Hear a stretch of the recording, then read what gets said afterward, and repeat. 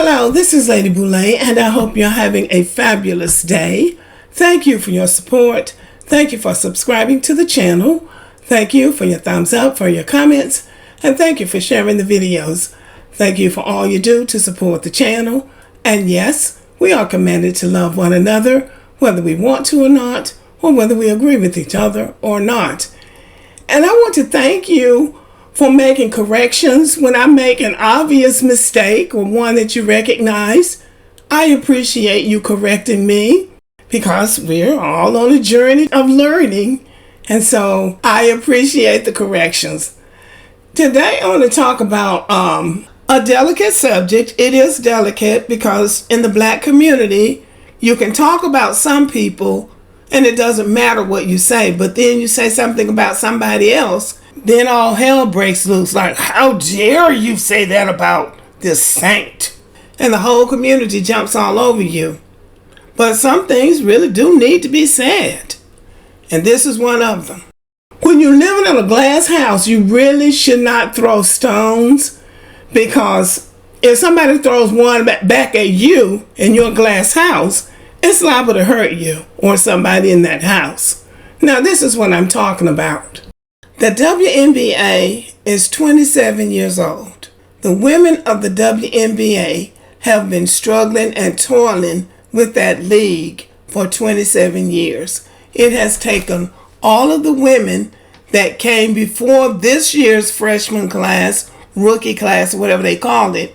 It took all of those women to build the WNBA to the point that it is now. Now, the media has decided to put its machine behind one person and create the face of the WNBA with this one person as if she created, founded, and is carrying the whole league, winning and losing all of the games by herself. This is publicity driven. It's framing the WNBA narrative around one person and making her the face of the league. So even though she was labeled the GOAT before she had even played a single game, everybody was rushing to say how wonderful she was and how great she was for the league. And I want to point this out. There are a few white players in the NBA. The media is not rushing up in those white men's faces and asking them to rate anybody in the WNBA, but who they are running to uphold and support the favoritism that they are showing toward this one player is black players, mostly black men in the NBA. And shout out to the ones who haven't said anything. Magic Johnson was one of the ones that made a good statement by saying they both bring something to the league and that the white player needs to go talk to Larry Bird.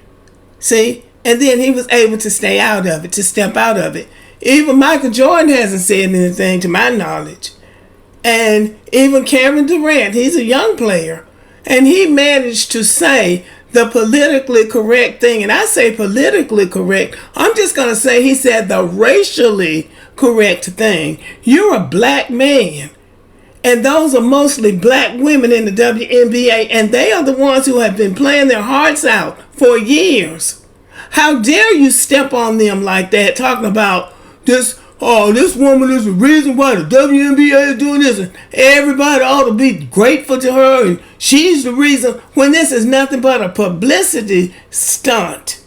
And everybody knows it. Calling somebody a GOAT in a professional basketball league before they've even played one game. And you're supposed to be a professional player, and you don't have any better sense than to agree with that. Now, what am I talking about? Listen to this. The one thing that I love that she's bringing to her sport, more people want to watch. More people want to tune in. Don't get it twisted. Caitlin Clark is the reason why a lot of great things is going to happen for the WNBA. But for her individually, I don't think she should get involved on nothing that's being said. Just go have fun, enjoy. But I'm rooting for Caitlin because I've been in that seat before. I've walked that road before. I hope she kills. I hope Aaliyah Boston does amazing. I hope they do great. I'm just kind of in this mode right now because I'm getting the same, thing from watching my son, who's a 19-year-old, kind of getting a lot of animosity and hatred towards him when he's just a kid trying to live out his dream. There's a very small number of men and women that actually get to live out their dream of playing a professional sport. And we have grown ass men and women out here doing whatever they can to try to make sure that does not happen. That is the weirdest thing in the world, but it is what it is. And I'm glad that Caitlin has a great head on her shoulder.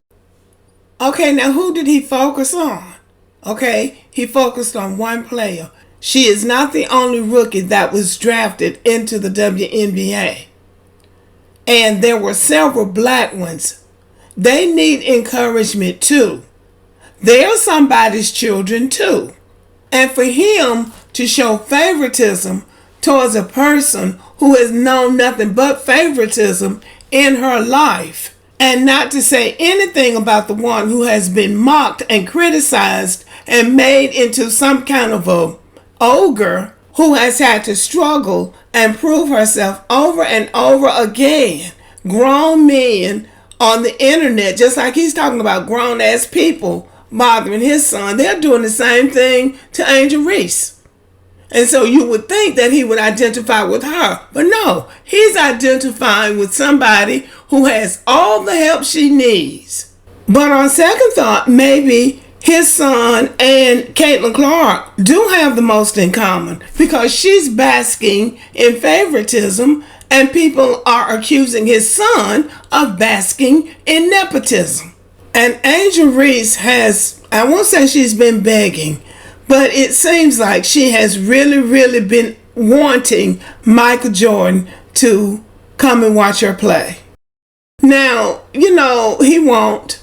If he comes, it's going to be in a way that he can support Caitlin Clark. Because it doesn't matter how much money some black people have, they're still scared of white folks. They're still scared that white folk are going to get mad at them for not being the buck dancer. You know what I mean? It's really, it's dumbfounding to me.